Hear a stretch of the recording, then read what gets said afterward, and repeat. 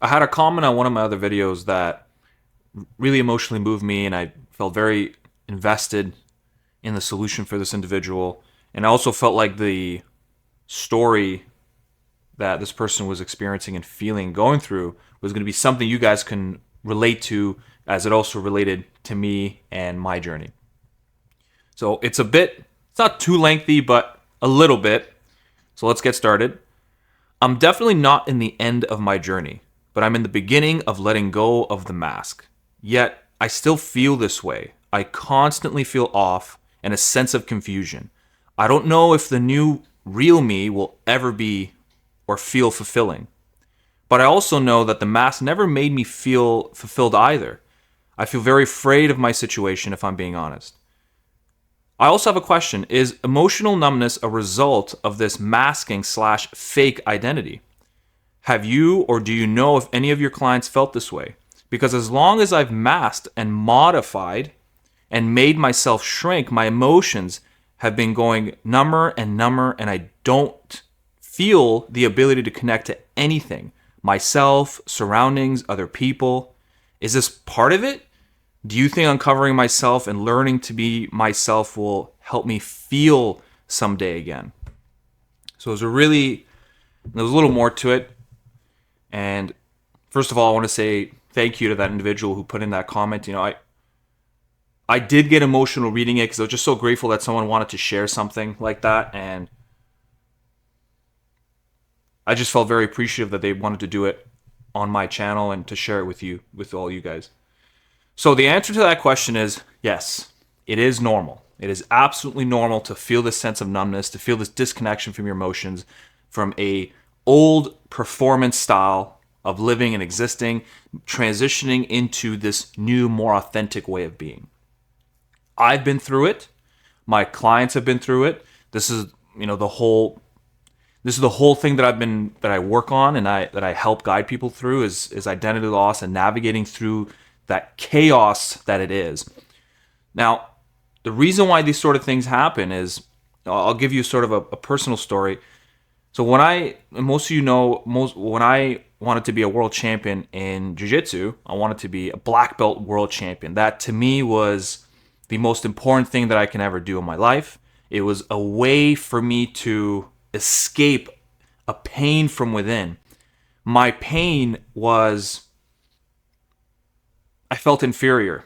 I felt I needed to prove something all the time. I felt like, I had a best friend who we split off as we aged, but he was a neighbor of mine, and the whole family are academics. They got really good grades. They make very good money. Very successful family, full of doctors, and it's kind of a classic situation. And then for me, I didn't do very well academically. I just had a very hard time in that sort of environment. I just couldn't retain the information. And alongside not being able to retain as much, that also made me now naturally reject it and at least give me some sense of control that if I reject it, at least I have some power. But as you can imagine, that made my parents very upset and not proud.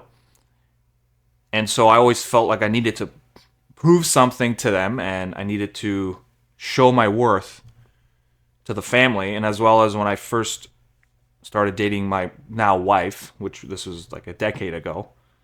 It's quite a long time, but when I first started dating her, their family also was very successful, and I felt pressure, this immense pressure to show that I'm capable.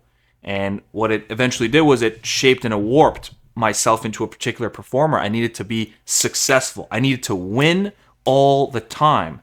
I felt this constant run. I had to keep running away from this always following cloud, this following entity that was embodied for how would I say it? An abyss, anonymity, rejection, as if I'm in a room with people, I could be in the middle of that room and no one would see me. That's how much of a waste of space that I am. And so that was this constant chasing that I had. Now you can imagine, in order for me to get certain things done, in order for me to win the provincials multiple times, in order for me to win all these medals and compete and take third place at the World Championships with Team Canada. And then for me to eventually open a facility and then generate six figures in our first year, for me to do that, I had to squish and suppress a lot of my emotions. I had to kill as much as I can the sense of calmness and patience and appreciation for beauty and emotion. I had to kill all that because while you would imagine emotions such as love and companionship and all these things, or the feelings of taking a moment to appreciate my life and to take things step by step, that was a weakness. To express emotion was a weakness. That's not what winners do. Winners don't express emotion. And I was also surrounded by individuals that had that sort of mentality, and it rubbed off on me. And you can imagine that one day when I woke up and the soul cried out saying, I can't do this anymore. I can't chase this direction anymore. And so when I stopped chasing it, I now ventured into the realm of identity loss. And identity loss is a place of chaos. And I always say in the videos, it's a desert. You're wandering the desert. No sense of direction, no sense of anything, nothing in sight, confused. But yet simultaneously within that, you are called upon to listen from within, to listen to that soul that will guide you. Its intuition will guide you and it'll tell you where to go. And for me, I had to suppress a lot of emotion. And it was a tough place to be for sure. I had to dig deep, bring forward old memories and old pains that I had to contend with.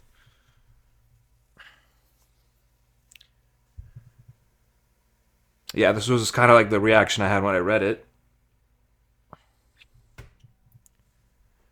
We are in an environment that wants quick solution to things because we have quick solution to things. We have solutions for understanding how to optimize things and get from A to B quickly with automations and AI and all these things that bring a quality to our life, but at the same time, it warps the way we see everything. We don't see things correctly when it comes to the inner world. The inner world doesn't function like that. The inner world, when you're in that state of chaos and identity loss, we are desperately wanting to find some solution. And understanding that through trying to force that solution to come is going to get you in a place right back to where you started, but in a different form now. If it wasn't anger before, it's going to be desperation now. If it wasn't sadness before, it's going to be desperation. A longing, a craving that you can't satisfy.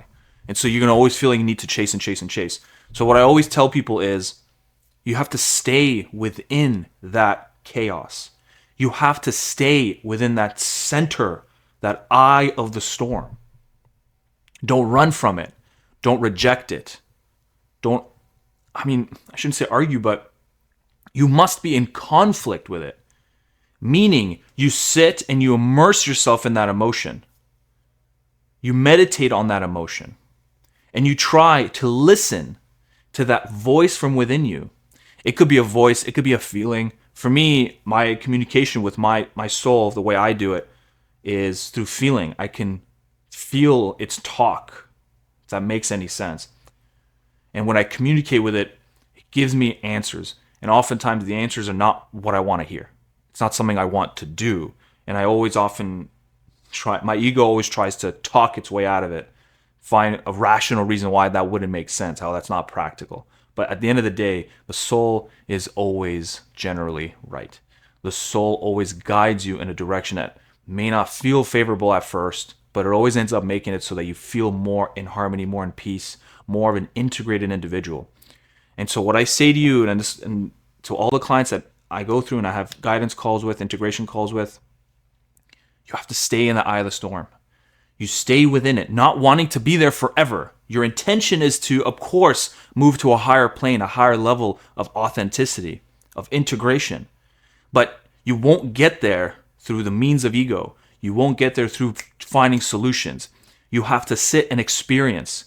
Experience every emotion. If you're feeling sadness, you feel it. If you're feeling excited, you feel it. If you're feeling regretful, you feel it. Allow yourself to feel it. The only caveat is do not tangle with it and embody with it.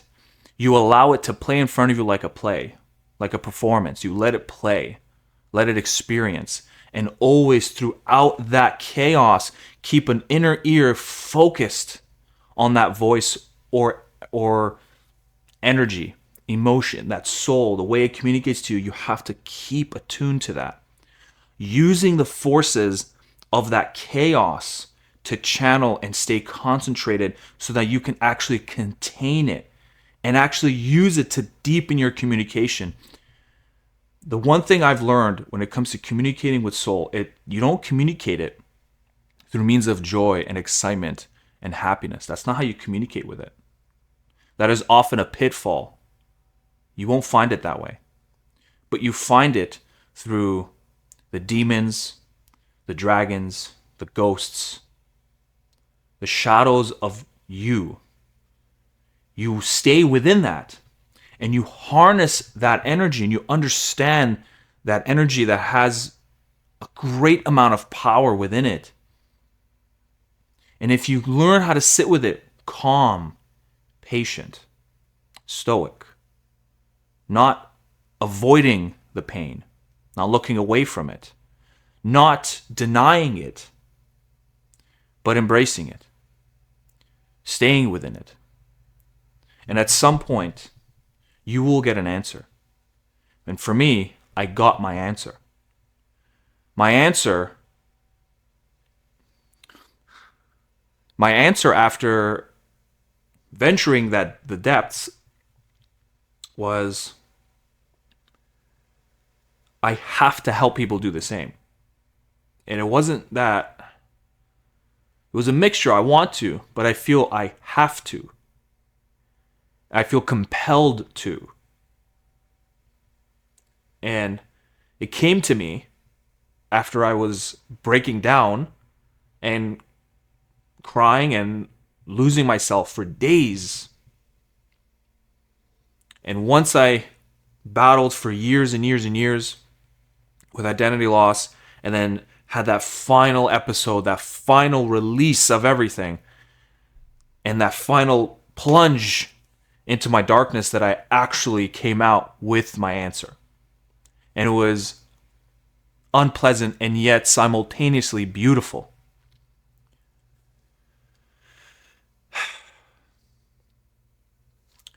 So that's my take for today for that comment. And I hope you can take something from this. And if this is something you want to work on with your own life and you want to do it with me personally, you want guidance from me, you can go ahead and click that button below, book your one-on-one integration call. It would be an absolute privilege and honor and the joy of my life to share that space with you. And if you're not ready for a phone call just yet, that's perfectly fine. Click the second link below and sign up to my monthly newsletter. I'm also going to send you my 3-step identity rebuilding guide as my thank you for being a part of the community.